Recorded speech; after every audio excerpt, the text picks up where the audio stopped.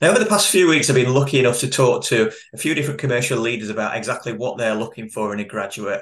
And today's a turn of Chris Martin from RBH Hospitality. Chris, welcome. How are you? Very well, thanks, Jason. Thanks for having me on the show. No, it's an absolute pleasure. I was just saying off film, we've been talking for about 20 minutes off camera, haven't we? We've gone through everything from economics to cultural fit to holidays. Should have just pressed record earlier, would have had this done by now. Yeah, we're gonna have nothing left to talk about now. That's the trouble. This is it. Just repeat it all. It was absolutely golden content. Brilliant. Yeah, good. So I always start off with asking for you to go through your past. Tell us a bit about how you got to the position that you're in at the minute. Obviously, a group director of revenue for RBH Hospitality, but you've gone through many different positions. So yeah, please do tell us a little bit about where you got to the position that you're in now. Okay, yeah, sure. And I got into yield management as we called it back then when I worked for Thomson Holidays. I think like you, Jason, I worked overseas as a holiday rep, and when I came back to the UK, I first joined up with Thomson as a reservations agent in the ski team, and similar department that was sort of sat next to us in the office was looking after the late sales.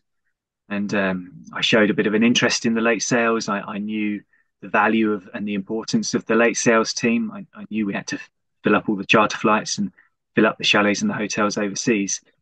So I just showed a bit of an interest in it, sort of poked my nose in, asked questions, um, made suggestions, spotted things, and when an opportunity then arose to move into that late sales yield management team, I applied for the role. I jumped at the chance and I got the job.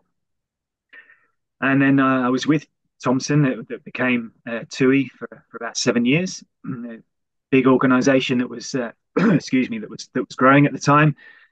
Lots of opportunities to develop training programs, progression and learning. And when I left, I was the head of trading, which we would probably call a head of commercial now. And I had responsibility for all of the pricing for the ski brand and for the Lakes and Mountains brand. I was responsible for contracting the flight capacity for the charter flights. I had responsibility for inventory management, for the systems and systems management, and responsibility for some of the distribution that we were working with. So it's quite a big skill set across commercial that I picked up on there. And when I left after those 7 years, I was quite keen to use those transferable skills and move into a different sector of the industry. I joined Jarvis Hotels, Ramada Jarvis as it was at the time, and to head up revenue management and distribution for them. I was with that company for 3.5 years before Jarvis turned into Jupiter Hotels. So then when I left Jarvis, really over the next 6 or 7 years, I did a lot of interim roles, project roles, short-term roles, right across all sorts of different sectors of the accommodation market. So I was working in the budget hotel sector. I did some work in a golf resort at the Belfry. I was with service departments for a bit, and then also in hostels. So really covered all the different aspects of the accommodation market. And then it was almost 5 years ago now that the opportunity arose to join the management company and join RBH. That time has passed by very, very quickly indeed, with all the challenges that we've had in the past few years with the pandemic and the recovery that we've been talking about. So that's where I've got to now. When you look back to being even a child, did did you always have some interest in commercial, or was it a love for hospitality that got you into the industry, or was it a want to get into a commercial function that got you into that that entry level position at in the holiday market? I think it was more the love of travel and a desire to Okay. work in travel, the wider travel and tourism industry. That was I was always keen to travel when I was younger, whether it was the sort of the simple family holidays here, there, and everywhere. But I wanted to travel and explore, and I think that was what sort of piqued my interest initially in terms of finding a way to work in the travel industry. I think don't really think I knew what commercial elements were all about, particularly in my younger years, and it really wasn't until I came into the workforce properly that I started to understand the importance of sales and commercial. And when you're an overseas rep, back those days, a big part of the job was to sell excursions, and I wouldn't have said Mm. that I was a natural salesperson, but I was quite good at it, and I enjoyed it. And I think I've then been able to take that skill set and that understanding of the commercial world that I gained in customer service, and I've been able to apply that now in the roles that I've worked through. And I think commercial acumen is I think something that comes quite naturally to me, and I look for it in other people, um, and I've been able to thrive as a result of that. Mm. I remember I must have been about 8 or 9 at the time, and I remember like my dad was in electrical sales, so he was manager of an electrical department, at the time it was the 1980s, showing my age a little bit now, but it was booming, like VCRs were new, and it had all these at the time to me seemed quite cool gadgets, electronic things, and I suppose it was the start of this kind of growth in tech that we kind of we take for granted now. But I remember him coming home from work, and I at that age I was really interested in what have you sold today? How much have you made, Dad? And Mm, when I look mm, back, that was, I suppose, the first time I'd ever kind of, been interested in sales or, had anything kind of commercial. So it's just interesting for to find out whether that was the same with you. But obviously, with you, it came from a love of travel, and then you kind of almost fell into it, which is interesting. Um, again, from talking off camera, you come across as someone that's really happy at RBH, and that's a company that obviously get things right for you and tick many of your boxes. Tell us a little bit about why that's the case. Tell us a bit about RBH. mm. Well, yeah, RBH, what we say on our website is we're one of the UK's leading hotel management companies. The company's been around for about 20 years, I think, under various different names. And it was one of the press releases we put out earlier this year was that over those 20 years now, we've managed more than 200 hotels. It's the nature of management companies that hotels come and go. So we don't have 200 hotels under management right now. We've got just over 50. But hotels come and go, and yeah, 200 have come through during those 20 years. Um, as a management company, we work with five of the big hotel brands, worldwide brands: Hilton, IHG, Accor, Wyndham, and Marriott. But one of the things that I find particularly interesting within RBH, we've got a portfolio of 15 independent hotels, and they're always a little bit more interesting, a little bit more exciting, a little bit more challenging. And that's something that I enjoy, and it's something that sort of appeals in and keeps me interested and happy at RBH. But also, I think just generally the growth. When I joined the company, there were about 40 hotels, and as I say, 5 years later, we're over 50, and there's been a few others that have come and gone during that time as well. Um, we've added 9 hotels just in the last year, and we've got 3 new openings currently coming towards the end of their construction periods, and will be opening with us within the next few months. So there's always something happening. There's always something interesting that's happening in RBH. We've got we've got a very friendly culture. We talk about people a lot in this industry, and RBH talks a lot about people and the environment Mm, that we create for our employees. And sometimes you come across companies that say it, but they don't do it. Within yeah. RBH, I can say that we say it and we do it. There is a real care for our people, and it's a very welcoming, it's a very open environment where you can speak up and you can be yourself. You can, as long as you do your job. We're not clock watchers, and we're successful. And I think that's for me in particular. That's quite a big thing that we are a successful business. We're a growing business. I think from our vantage point where we sit as recruiters, you get an idea of if it's an unhappy ship at certain companies because you get a lot of them on the phone, on email, on LinkedIn saying, "Hey, have you got anything for us?" And it's like, wow, something's wrong at this company. Mhm. Hand on heart, I can't remember being contacted by anyone in the last 12 months from your gang. And if I had, I definitely wouldn't tell you. But there you go. But it seems a happy ship. There's no sign of unrest. So obviously, you're happy there, and it's they put a lot of work into, I suppose, breeding a culture that makes people want to stick around.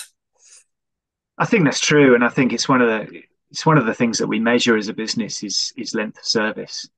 And there's a lot of Yeah. people in the business that have long length of service, even much longer than me.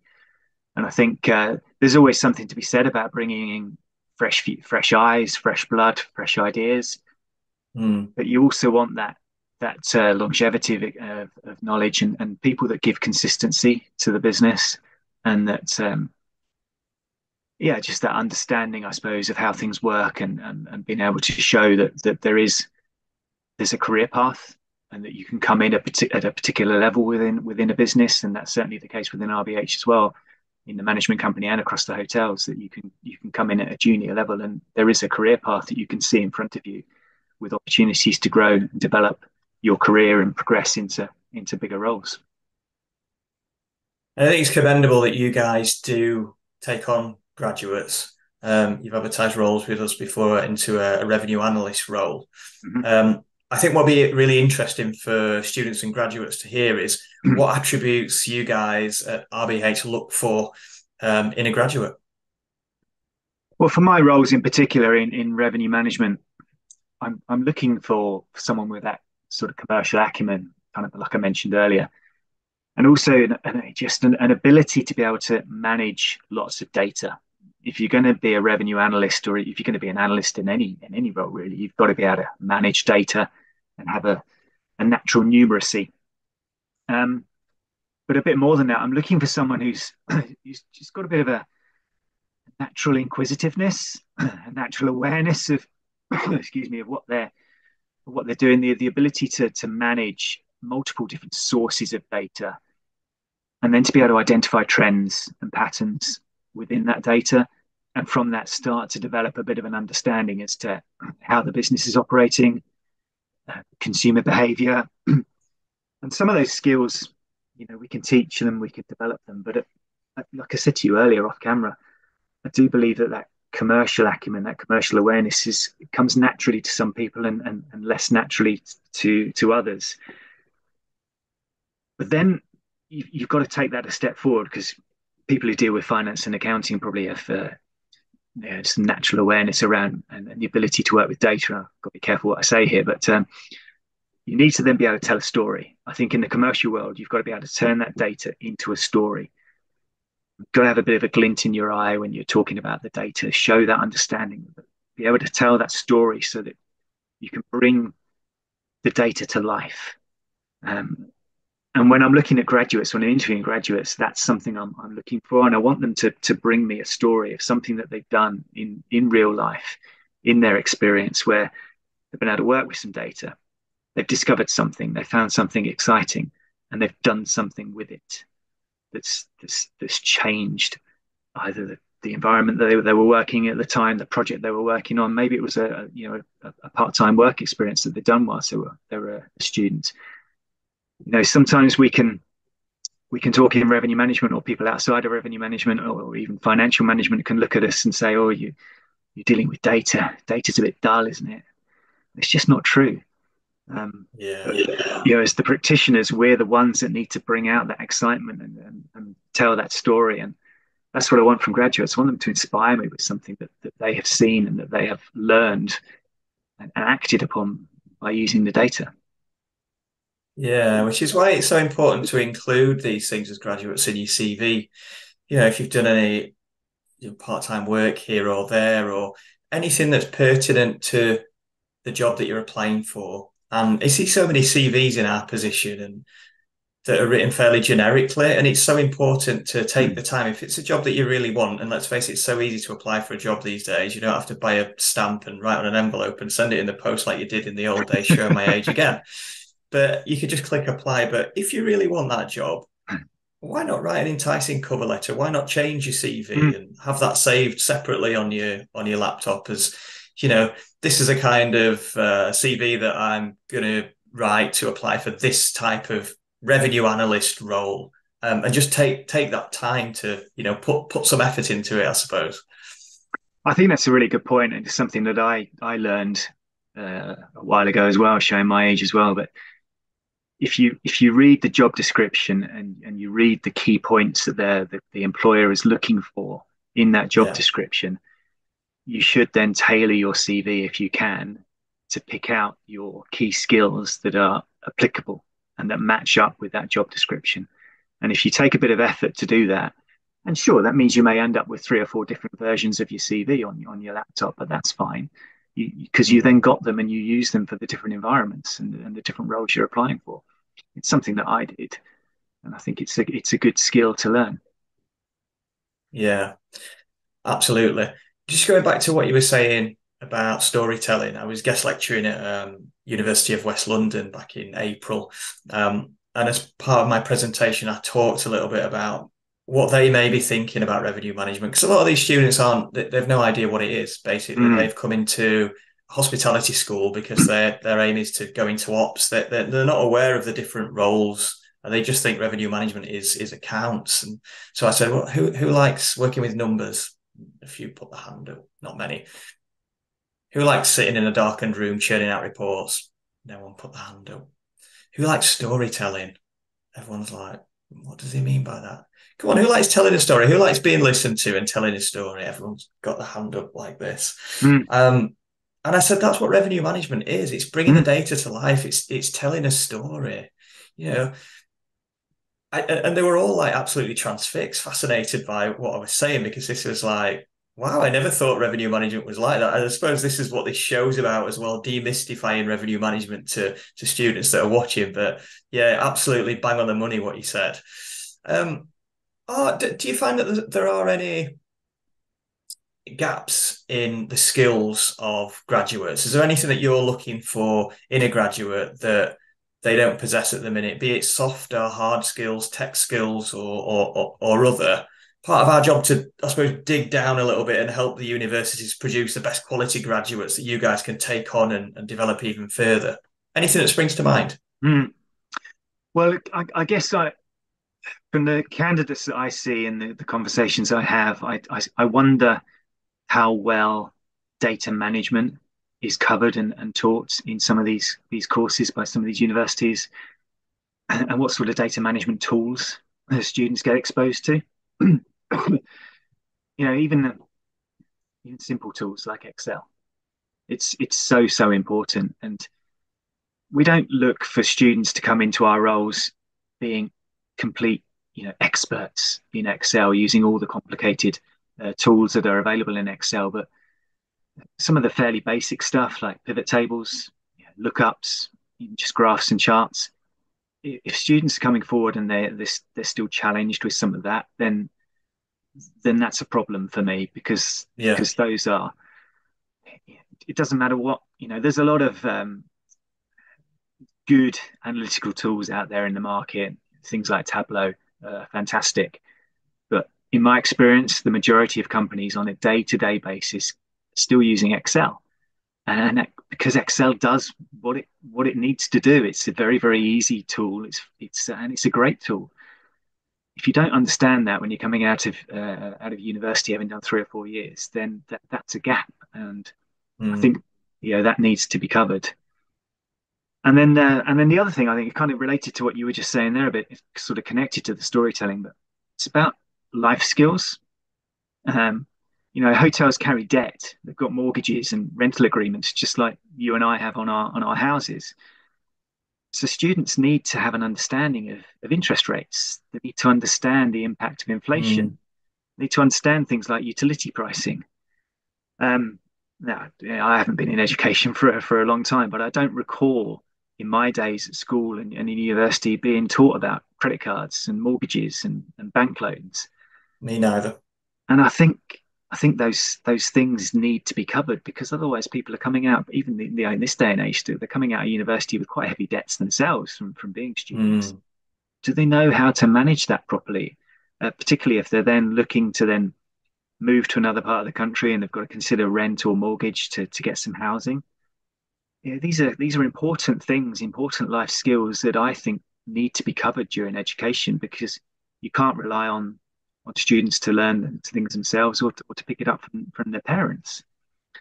And the way in which I then apply it to what you were just saying a minute ago, and kind of trying to bring revenue management to life. The phrase I often use is in revenue management is that we're gambling with someone else's money. And people laugh at me sometimes, but I kind of it's true. And we're making hundreds of decisions every single day, and we've got to make those judgments and those decisions based on the information that we've got available to us. And we've got to understand those risks and the rewards that are attached to that decision. And then we've got to articulate why we made that decision, how we made that decision, explain it. Sometimes we're doing that in quite high pressured situation. Yeah. And I think that's, to be fair, I think that's probably quite difficult to teach that in a classroom. But being able to make a decision under stress, uh, trust your judgment, that's something that's a skill set that graduates would be well advised to try and learn. But I appreciate it's quite difficult to do that in an environment until you join the workforce. Yeah. No, absolutely.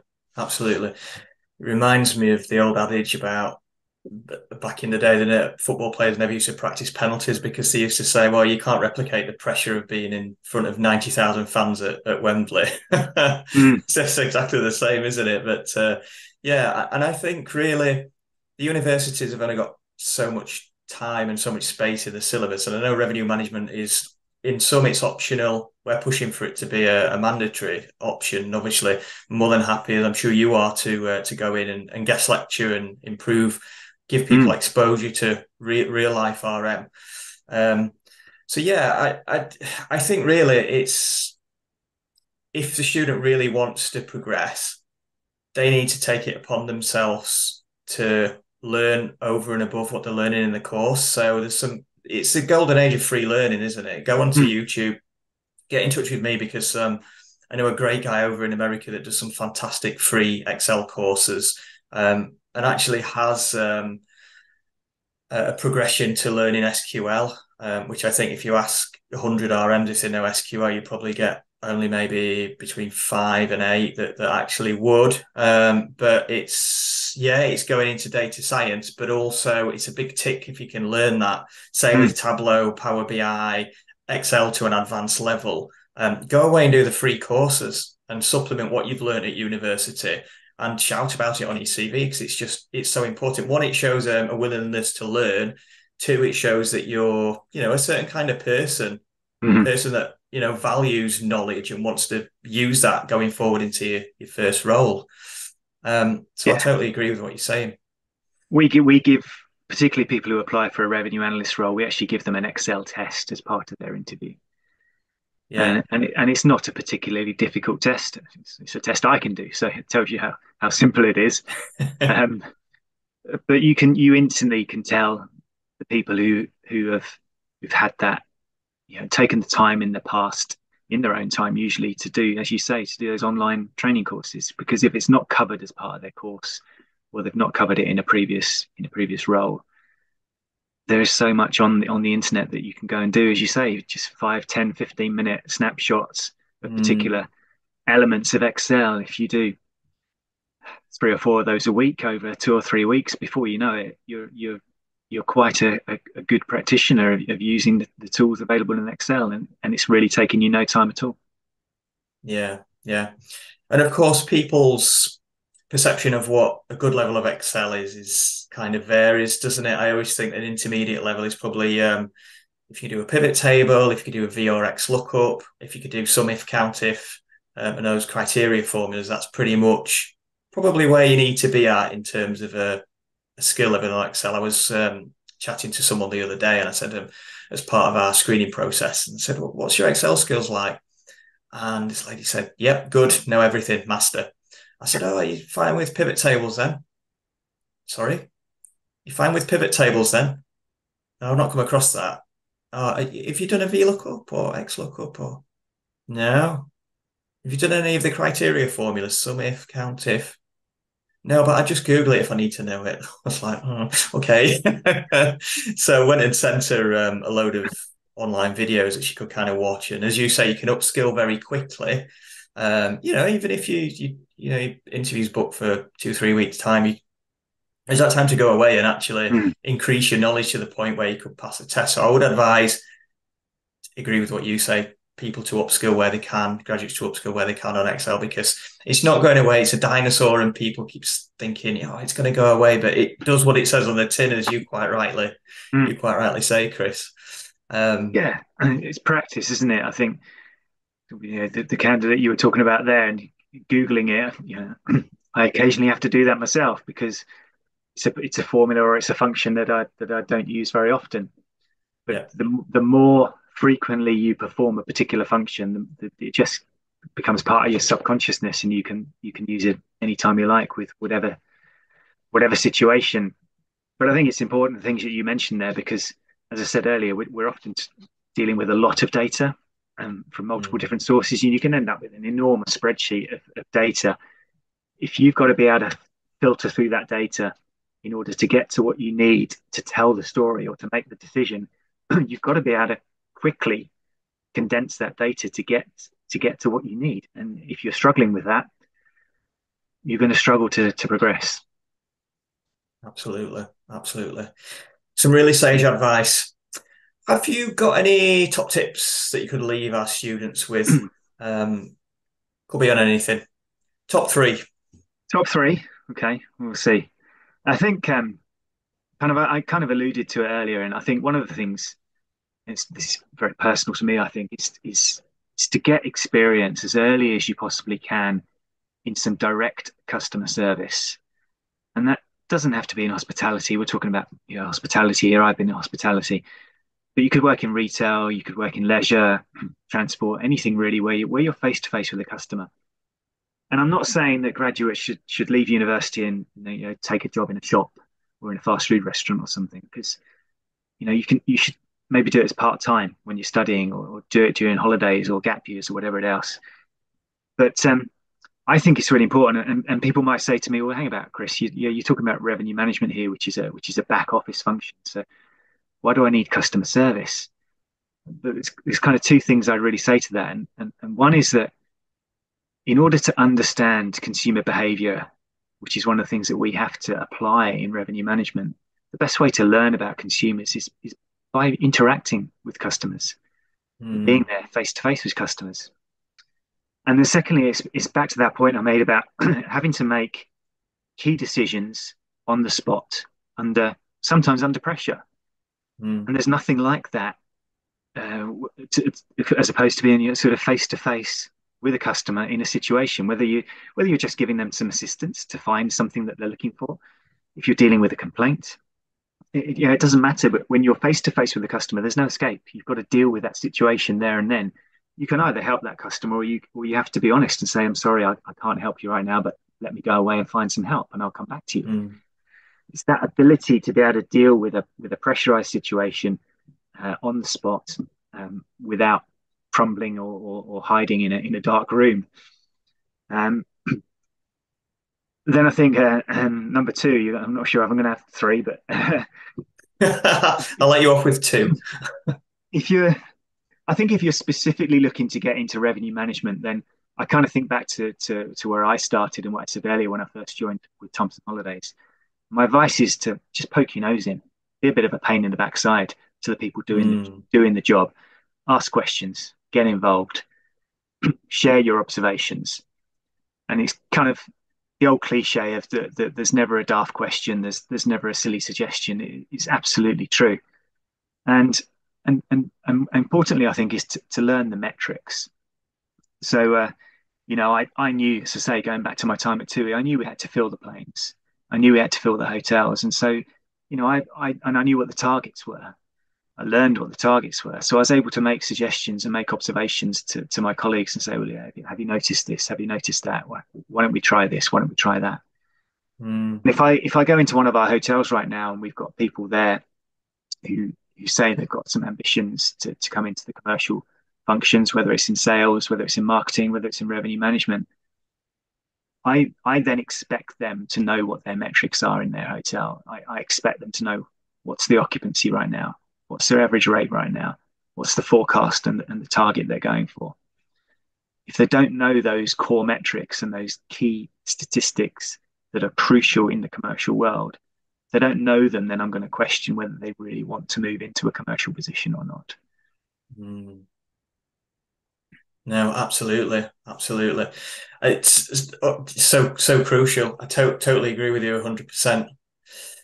But thanks so much, Chris, for coming on. I know you're a really busy guy. Really appreciate you giving up your time to come and share your knowledge. We've covered quite a lot. We could have covered more. I always say. Yeah. I think I must prattle on because I could just talk to people and for hours and hours, and it'd be just entirely interesting to me. So, and I'm sure it is to everyone that's watching. So, thank you so much. You're very welcome, Jason. No problem at all. Tom has been trying to get me to record for E&Ftv for a while, and Tom's missed out, and you've got the gig. Tom mentioned it the other day, actually. He says, who are you recording with on Thursday? I said, oh, Chris from RBH. He said, I've been asking and asking him for like years and I've just given up. I was like, I must just have caught him on a good day. So thank you. Thank you very much. No, you're welcome. No problem at all. That's all we've got time for this week. But like and share because it helps the channel and it helps us capture amazing guests like Chris Martin from RBH. See you next week.